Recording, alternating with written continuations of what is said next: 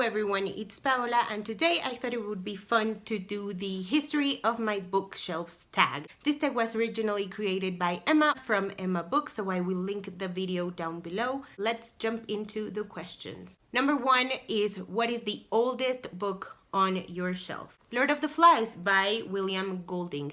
I got this book from my cousin because she needed my help in reading some of her assigned reading, and this and another book that I gave away were part of the assigned reading that I wanted to help her with. I love this book, will forever love it. I really want to buy a prettier edition. It's just not possible for me right now, but Lord of the Flies for the win. Love it, incredible. Go read it if you haven't. Number 2 is a book you read in 2013, The Fault in Our Stars by John Green. I remember everyone was going absolutely wild about it getting a movie adaptation, and I was also interested in reading this because Shailene Woodley was announced to be Hazel. The Secret Life of the American Teenager, which is one of my favorite shows that she was in, was just ending, and I really wanted to see what she was going to do next, and this and Divergent were part of it, and I decided to check this one first because it was contemporary and people told me that it would make me cry, and I love books that make me cry. A book you read in 2014. Frankenstein by Mary Shelley. This is a book that I read because one of my favorite fanfic authors said that her main character in her newest fanfic loved Frankenstein by Mary Shelley, and I was like, let's check it out. And I read it and I loved it, and I also want to buy a pre-read edition, but I love this book with my whole heart. A book you read in 2015. I actually discovered that I don't have them on my bookshelves anymore because a lot of them I read digitally, and the ones that I read physically I had given away, except for Coffee, Tea, or Me, the uninhibited memoirs of two airline stewardesses, Trudy Baker and Rachel Jones. This is pretty self-explanatory. The chapters were really short, and it was very interesting to see how airline stewardesses trained to be airline stewardesses way back in the day. And this also includes a fair bit of homophobia.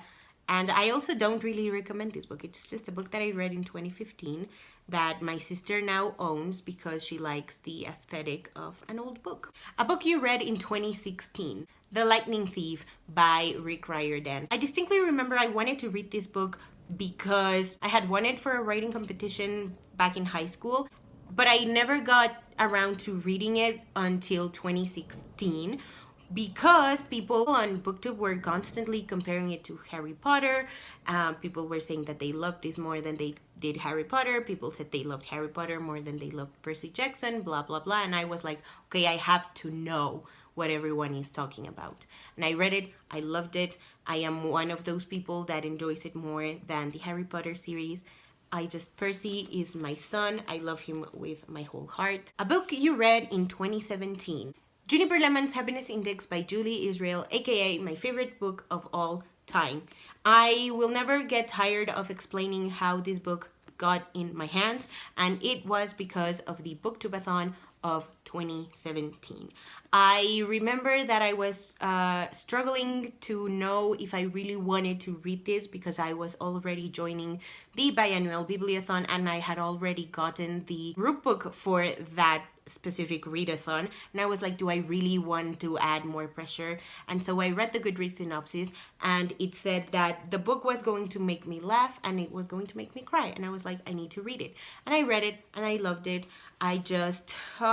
This book is so special to me, and I will forever treasure it, and I will forever recommend it to people who are looking for books about friendship, grief, family, and the savior complex deconstructed. A book that you read in 2018.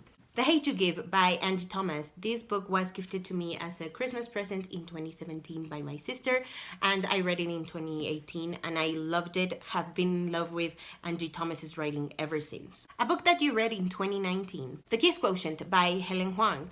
I got this one when I was in Austin for my cousin's graduation, and I started reading it as soon as I got back to Mexico, and I loved it. It's smutty, it's lovely, it has own voices, autism representation.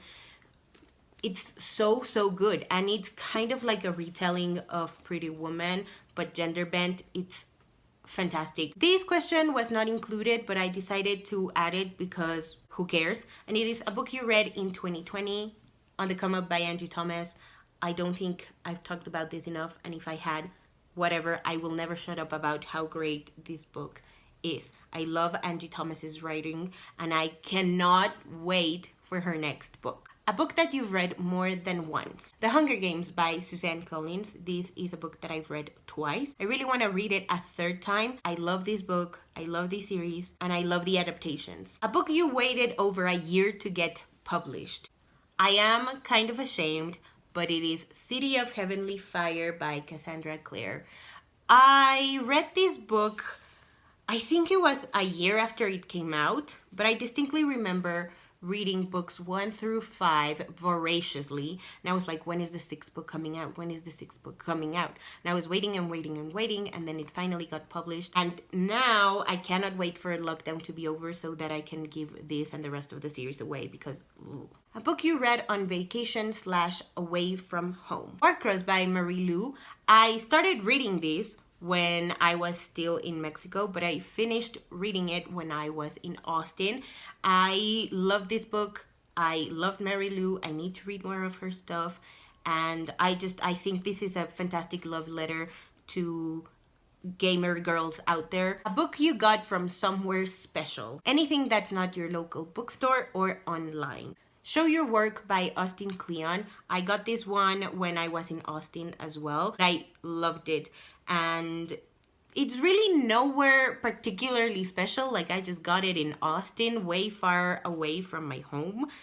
And it's from the Amazon bookstore. So, a book that made you cry. I'm gonna repeat books because I feel like it. It is Juniper Lemon's Happiness Index. I cannot say what parts made me cry because I feel like I would spoil the thing. But let's just say it involved drunkenness and a text. A book you read in one sitting. Cómo encontrar tu primer trabajo by Mónica Flores. This is a self-help book all about how to find your first job, and it has a lot of tips and a lot of tests so that you can fill out and see like what are your strengths and what are your weaknesses in terms of workplace characteristics that you have to have. I don't know how to explain it.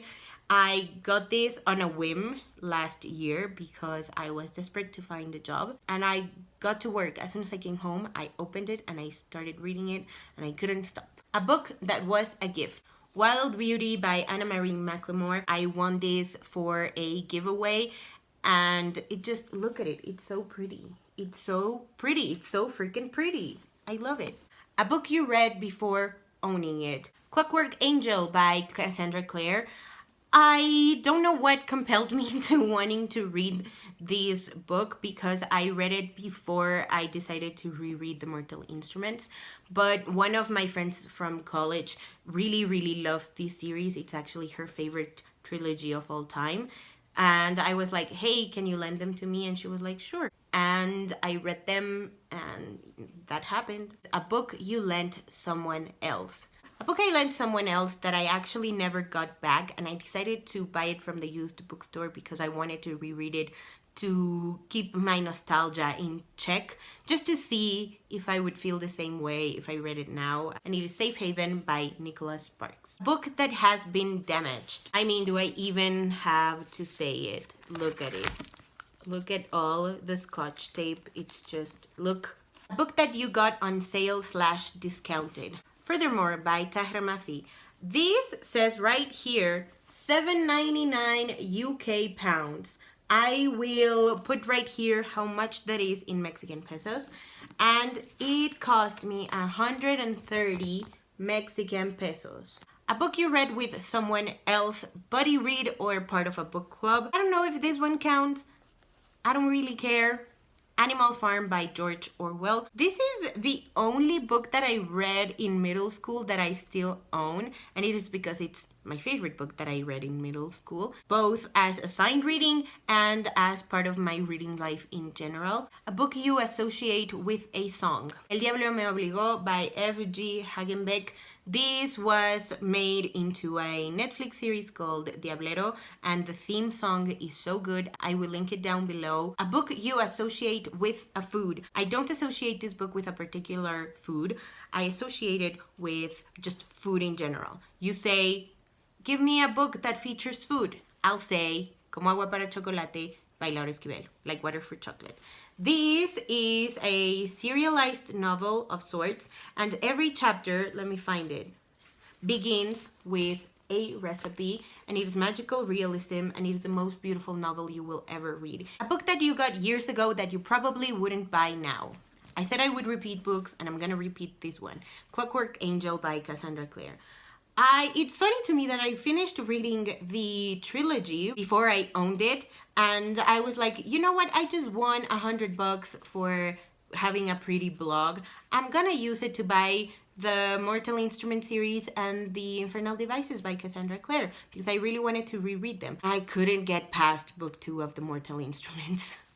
I kinda hate myself for it. A book you associate with a specific time in your life. Again, repeating books. Safe Haven by Nicholas Sparks. There was a time in my life when I was a naive little teenager who was a hopeless romantic who didn't know any better and fell in love with Nicholas Sparks' books. A book you used to like but don't anymore. Clockwork Angel by Cassandra Clare and the Mortal Instruments series. And finally, the newest book on your shelf, the Quiéreme 5 Minutos trilogy by Anaí Lopez. I've only read the first one, but I was like, I really want to read a YA book about a Mexican girl falling in love, and she's in Mexico, and it's fantastic. And I remember that I had read the first book, but I also gave it away. And so when I saw that it came in this pretty little box set, I was like, I need it, it's mine. And I got it, and I really want to read them. I think I'm going to read them for Latinx Heritage Month. I don't know. I have a lot of reading plans, and I don't know how willing I am to sticking to them because I always change my mind. But yeah, these are the newest books on my shelf, and I'm very, very excited about reading them. All right, so that is it for today's video. Let me know in the comments below what is the last book that you got. And if you haven't already and you'd like to, go ahead and hit subscribe, and I'll see you in my next video. Bye!